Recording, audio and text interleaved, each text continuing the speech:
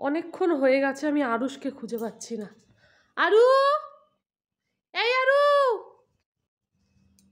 আরু, এই দাদা কোথায়?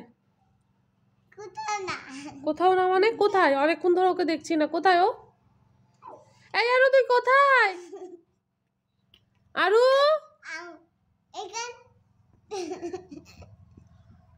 এই তুই কি করছিস? এই এদিকে তাকা, কি করছিস তুই? হাতে কি মেখেছিস? কিছু তো করেছিস গন্ডগোল। এই কি করেছিস দেখি, দেখি হাতটা একটু দেখি, দেখি কি করেছিস। হাসলে হবে না, দেখি। রং, তুই রং মেখেছিস? তুই রং মেখেছিস? কেন কেন রং মেখেছিস কেন? আর ওকে ওখানে দরজার কাছে পাহারায় দাঁড় করিয়েছিস যে মা যাতে না আসে? হ্যাঁ, হাসছিস আবার? ই মা, এই রং পেলি কোথায়? ওই যে সিঁড়ির ওপরে ছিল ওইগুলো? আমি ফেলছি না, কিন্তু সিঁড়ির ওপরে ছিল ওইগুলো কি? ওইগুলো মাখছিস? হাই কপাল, হোলি আর জীবনও যাবে না।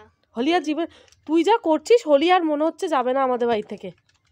হ্যাঁ রে, হ্যাঁ রে, তুই যা করছিস হোলি আর মনে হচ্ছে আমাদের বাড়ি থেকে যাবে না। হ্যাঁ, প্রতিদিন তুই রং মাখছিস, কালকেও পাথরগুলোকে রং মাখালি, এই যে আজকে হাতে রং মাখিয়ে বসে আছিস।